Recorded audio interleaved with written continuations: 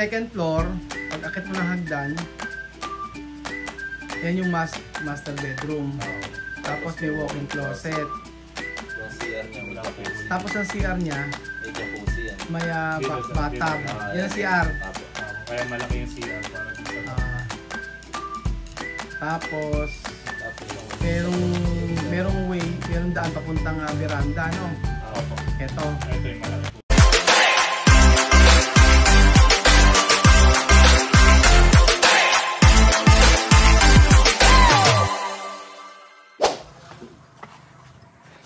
Magandang araw po sa inyong lahat mga amigo. Kumusta po ang bawat isa?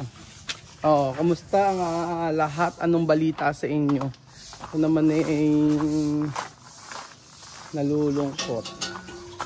So for today's video mga kababayan ko, nagluluto ng breakfast si Madam for the goal. Ayun po, napakabilis. Ay! Bilis. Ito na yung talong. Hindi. Wala na.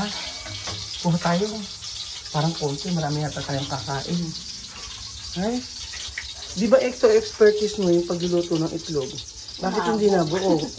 Sumabog. Hawak lang ang ano.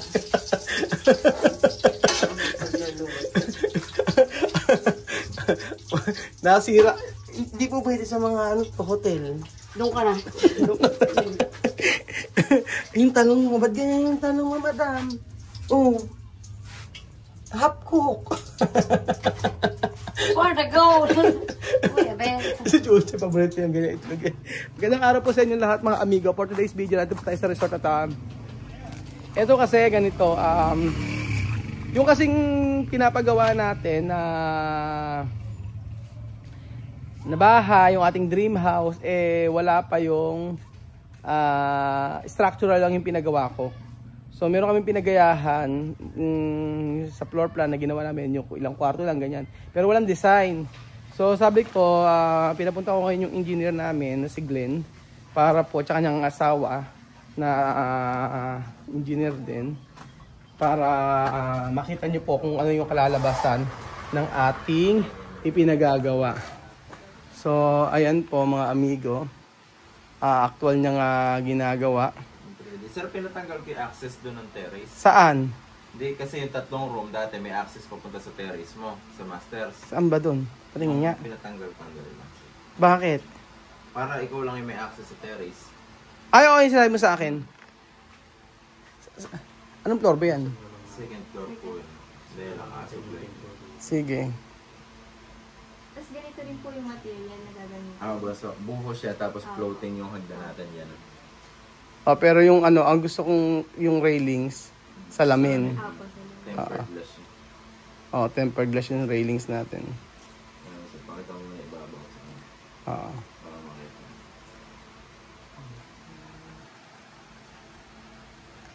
Ito po salamin, parang ganito din po ba? Salamin din po kasi.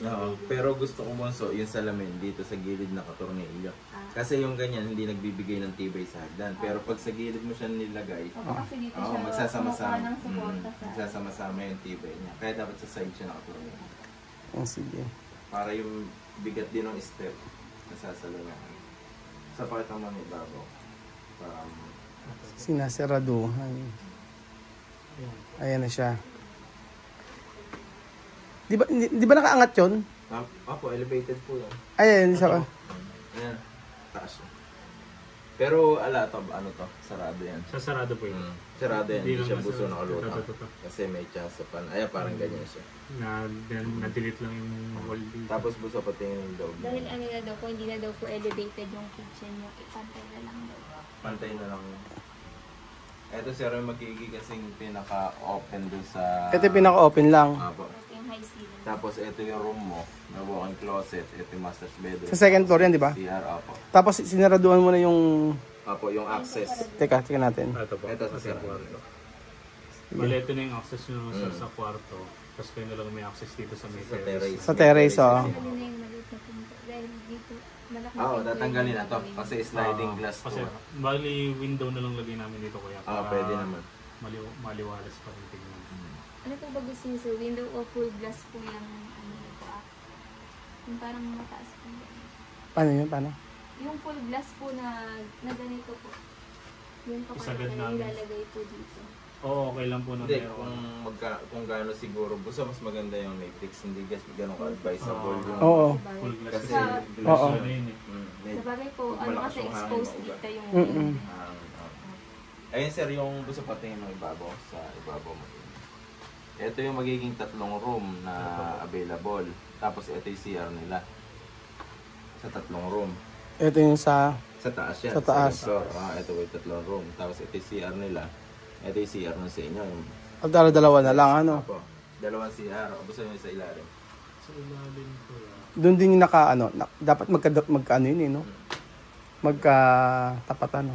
Hindi naman. Ito hindi naman magkatapat. Ito CR din. Ito po.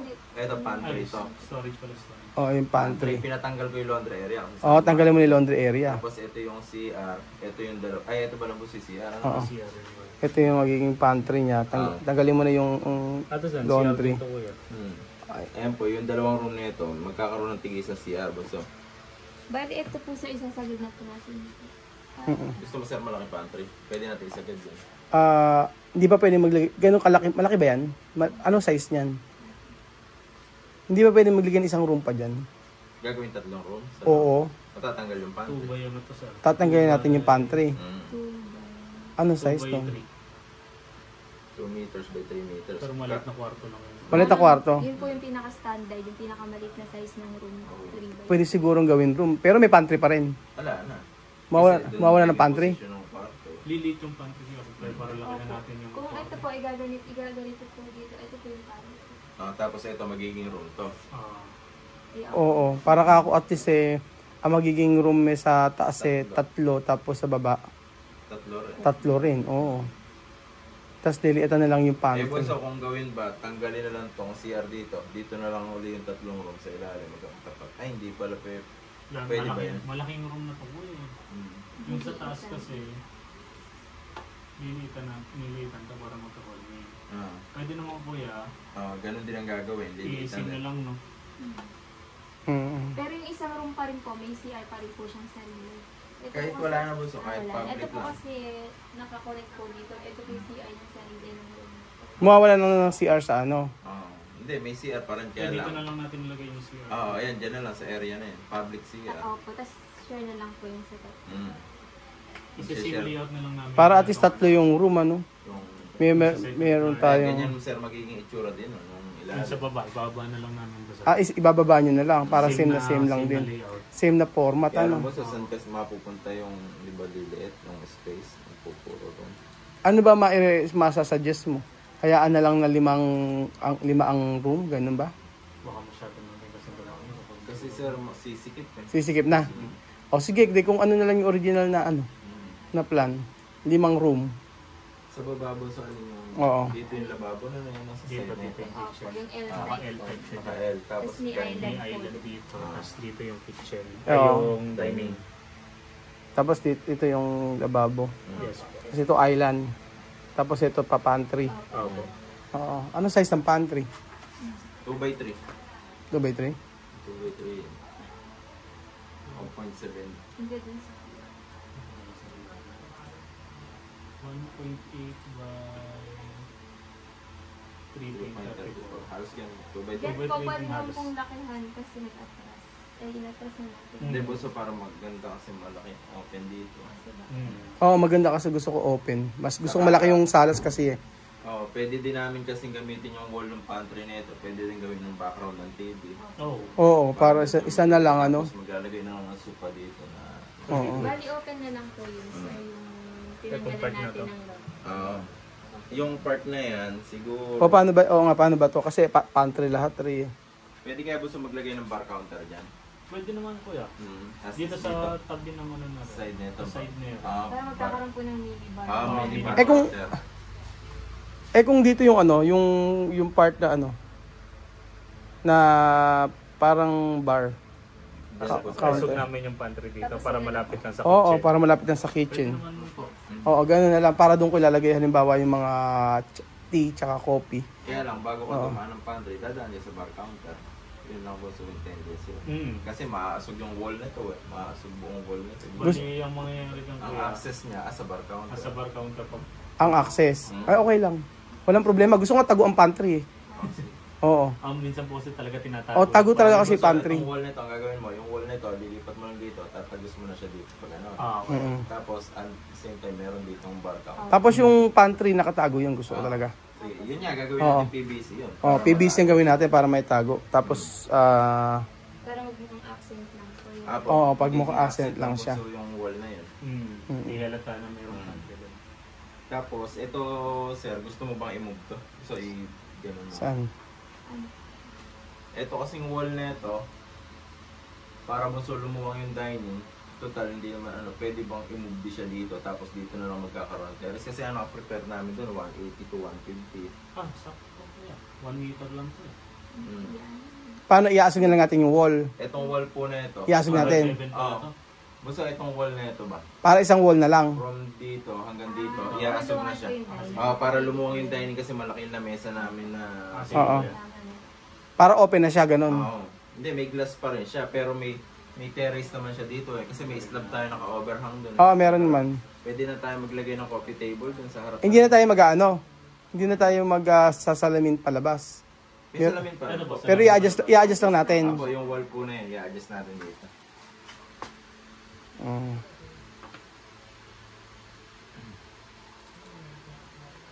Kasi bunso, para malaki yung ilaki ng Yung kitchen. yung kitchen. O, pwede naman nga yun. Tapos meron pa namang... Ayan, may glass pa rin po na sliding yun. May access kayo dun sa terrace. May coffee, pwede kasing maglagay ng coffee. Diretso na ano. Ah, Actually, okay, mas gusto ko nga yun eh. Kesa dalawa pa yung gagawin dun. kasi magdadalawang Magdadalawa ka pang ano dun eh. Cut mo na lang yung part na yun.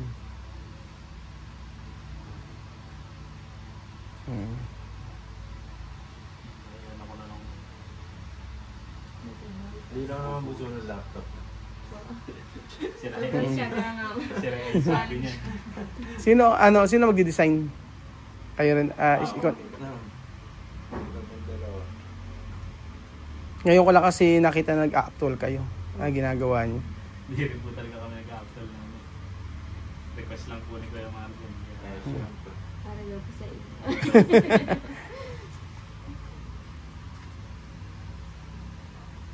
Yung po kasing poste na yun, hindi siya pwedeng ano. Pero yan na po yung mga nakaano. Yan naman yung nakatayong poste. Wala namang nabago. Oo, yung pa rin poste. Wala namang nagawa. Kaya tinatanong ng boss, kung ano plano, hindi niya alam, nakatayo na. Katayo na. Oo. Groundbreaking nga po na pala. Tapos Mo sana itutuloy na namin eh. katayo na. Yan. Ayan. Tapos tatanggalin na rin glass na yun. Yung nandito po. Itong kasi poste na to kuya, hindi pwedeng tanggalin eh. Itong poste na to. Okay lang naman yan. Hindi, ang gawin mo ng bunso, palitin mo. Isara mo na lang yan. Tapos lalagyan lang namin ng accent na deco stone dyan para may dating yung harapan. Isama na lang namin sa design ko yun. Tapos bunso, ito, sliding siya as entrance or exit nung terrace. Ano ba yung nasa picture yun dapat ang magaya? Yung sa harapan. Sir, yung maharapan makukuha. Yung sa harapan makuha okay lang. Kaya lang yung exactong shape. Hindi walang problema. Oo, basta yung sa harapan makuha talaga yung itsura. Oo, yung glass, tsaka yung may PVC, yung mga accent, yun yung gusto ko magaya. Sa loob wala namang problema.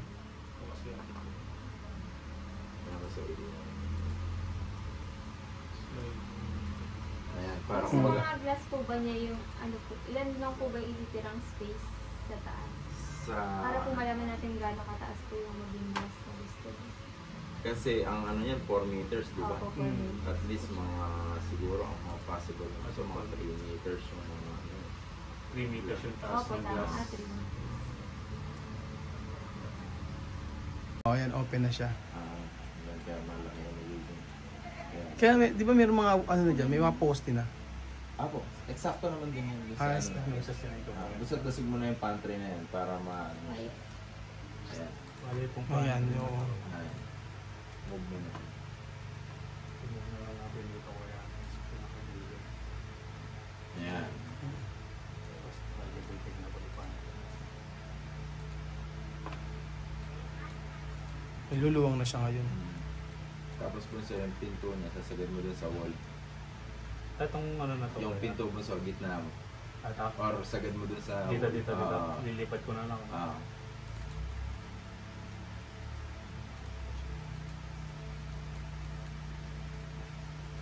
hinalupay mo ka ba?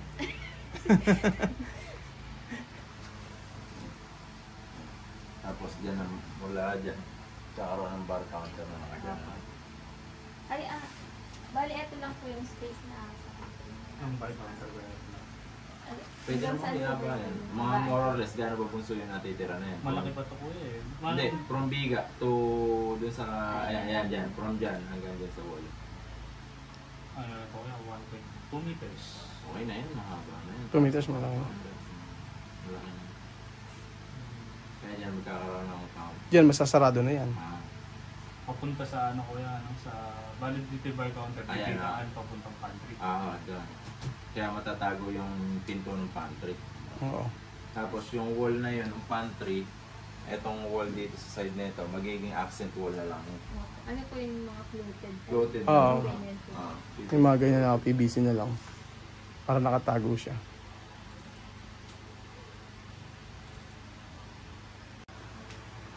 Ito na po mga amigo. Nasunod na yung design na pinapagawa natin. Sino yung babae na yun? Sino yung babae na yun? Parang basihan. Asawa niya daw. Ba't tayo si Madam? May nakapamewang. Nakapamewang pa oh. Ayun. Paano ba yan, Engineer Glenn? Nasunod na yung bubong. Pagdating sa likod po. Sa likod, meron tayong mga salasalamin. Bintana. Bintana. Pero pa rin yung ibang salamin dyan. Okay lang naman, basta magaya lang natin yung harapan. Tapos yung sa pinakaharapan niya, magkakaroon pala ang main entrance niya. Ayan. Salamin kasi nakalagay eh, no? Kaya pwede natin sa baguhin yan. O, tingnan natin kung ano mas maganda, no? Tingnan natin sa part na to. Ayan. Basta pwede ba lagyan ng Tapos may nakaangat dito, no? Tama ba? ayan, Oo. Ayan, maganda nga nakaangat. Medyo dapat ano mo yung angat Marvin. Medyo like dito. Tingnan mo to. Yung ganito. Ganyan dapat eh. Pakita ko sa inyo. Kasi yun ang nagiging problema eh kapag konti lang, pagka hindi nakaangat masyado yung dito, yung canopy dito. Dapat ganyan siya oh. Or mas malaki. Ilang ilan to? 1 meter to? So maglagay pa tayo. Mga 1.5 kaya. Hindi maganda. Hindi tibay? Dadalhin pang load. 1 meter lang yung talagang ano, pinaka okay, advisable. Okay. 1 meter lang. Check nga nun sa ano. Kasi may yung sa load niya. O yung bigat po ng slab, baka po hindi madala. Okay. Pinaka-bigat. So ganito lang daw po mga amigo, ang gagawin natin 1 meter po. Yan, same nito 1 meter. Sabing gano'n ni Engineer Glenn, tsaka ni Marvin. Ganyan po siya. Pero actually okay naman din. Okay naman din. Ganun pala yun. Hindi pwedeng maglagay ng basta-basta, no? Okay, ayan, sa taas, may ganyan. Oo, maglagay ka rin yun sa gilid. Ayan, floated na yan. Floated na yan. Maglagay ka na rin dyan sa gilid ng yan. Kaibabaw. Ayan, ang ganda na niya. Oh. Tapos ito po parang naging lining ng bahay. Tapos pinumulay po dito. Oo, ayan, ganyan. Galing ni Glenn, tsaka ni ate. Palakpakan. Alang nagpalakpakan. Alang. Ayan. Ano po dito? Pwedeng maglagay ng, gaano ba yung front na yan? Yung sukat po. Oo.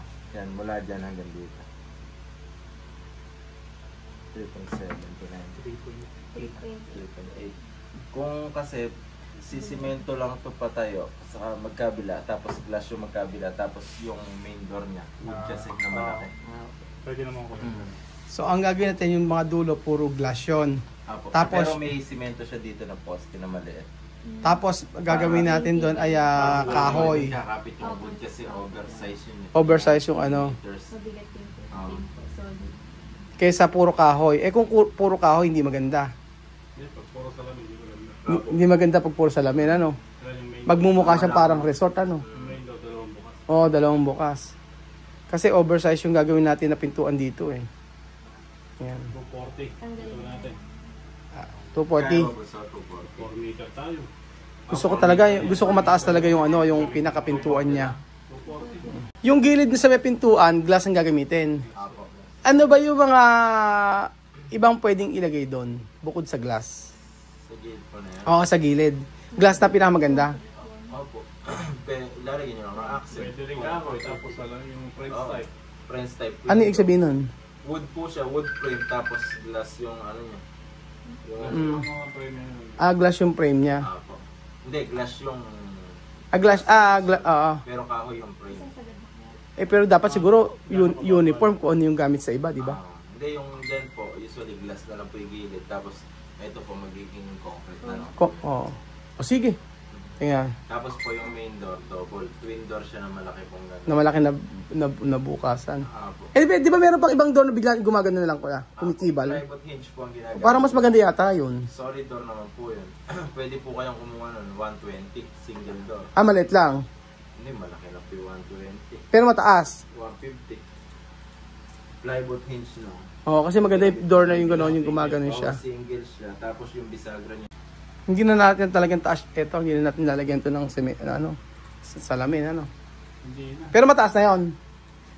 Para ganito, gano'ng kataas yung pituan yan? Dito. Mataas pa po ito. Mataas pa rito? Mataas pa rito? Mataas ang konti rito. Ano pala, 2.1 po yan. Kasi ang gusto ngayon yung malaking door eh. Hindi pwedeng mas ilaki pa? Hindi, gusto kasi ang gusto niya yung... Ha? Ayan, yung kasi yung magandang door ngayon. Pakikita ko sa inyo mga amigo. Ayan, yung mga ganyan. Ayan. Ayan. Tingnan nyo. Ito Ay, yung mas tayo gusto sa ko. itong Ayan. Ayan, tingnan nyo. Yan, ganyan yung ginagawa. Yan yung mga uso kasi ngayon. Ayan. Ayan, yung mga ganitong door, oh. Yan yung mga... 150 siguro. Yan yung mga ganyan door, mga amigo. Sa harapan. Ayan na. So, ganyan na yung magiging halimbawa, ano niya. Basta tingnan lang po yan. Tapos, Hindi ng kanan. Kaya pa ba? kailangan may tapos yung canopy. Kano ba kapag ginagawa yung canopy dito kayo? Mga 15 inches? Yes. stress. 8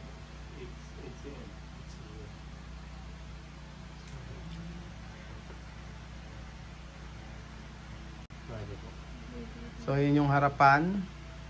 Tapos pagpasok, binuksan ng pintuan. Pagbukas ng pintuan, Gusto yung perspective sa loob. makitang-kita sa loob. Sa galing sa loob ko yan. Hindi, yung ibabaw, yung layout niya. Ang pwede mong Okay niya. Para makita niyo yung layout. Yes. Ayan yung pinaka. Tanggalin mo yung bubong. Tapos, save mo. Tapos, delete all. Wala. Wala, pinaghirapan ng ilang oras. Cover. Ayan na siya. Oh. Ayan na. first floor. Ayan na ang first floor. Pag akyat mo, may 2 kwarto. Namimili si Belgian ng kwarto. Ang gusto ni Belgian sa first floor daw. May isang kwarto, sir. May CR na sarili. Ayan, saan yan? Ayan yung isa. Sa una, sa first floor. O, tama-tama. Tapos yung isa, may public toilet doon. O, yung public to, yung malapit sa pantry, kay Lola Eden, ano? Ayan yung may pantry. May bar counter doon. Oo. Ito po. Ayan, yan. Pantry. Ayan, pantry. Tapos ay ano dito. Lalagyan ng bar counter. O, maglalagay tayo dyan ng bar counter. Tapos yung Second floor, pag akit mo ng hagdan, ayan yung master bedroom. Opo. Tapos may walk-in closet. Yung CR niya may jacuzzi. Tapos ang CR niya, May jacuzzi yan. may Dito sa- bathtub. dito. Ah, Yan ang CR. Apo. Kaya malaki yung CR para dun sa Tapos, Tapos yung merong daan papuntang veranda, no? Opo. Ito. Ito yung malaki po na. Ayan, yung malaki na yan, yung sa veranda. Okay. Ayan yung terrace niya. Ito yung Tapos yung terrace niya. Yung terrace niya, gaano ka laki yan? Laki yan. Sir, saan ito?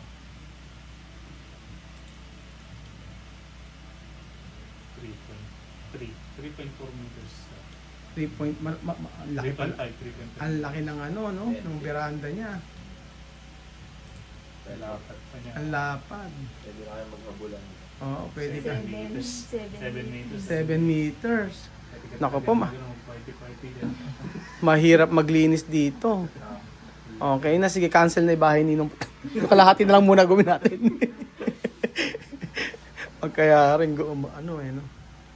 Ayan na. Sir, yung harapan mong gusto. Asan nasunod na ba yung harapan? Oo, na-atras ng naabante. Ayan yung... kasi yung nagpapaganda eh. Pagka hindi mo sinunod yung... Kasi nung una, straight. Straight lang. Para siyang warehouse. Magbumukha siyang warehouse pag gano'n. Ganyan na. Di ba mga amigo, ang ganda-ganda ng bahay. Di pa tapos, di alam paano tatapusin. May pag-ganyan-ganyan pa tayo. Nung araw, wala namang engineer na ganyan. Basta marunong ka mag... Ngayon niya, okay naman, hindi pa ano yung bahay, alam mo na yung kayayarian. Alam mo na yung kayayarian. So ayan po mga amigo, yun po yung kayayarian niyan. At meron part 2 pa yan. Yung design po sa loob. Kung paano nga... Parking naman sa loob. Tapos po... okay na yan.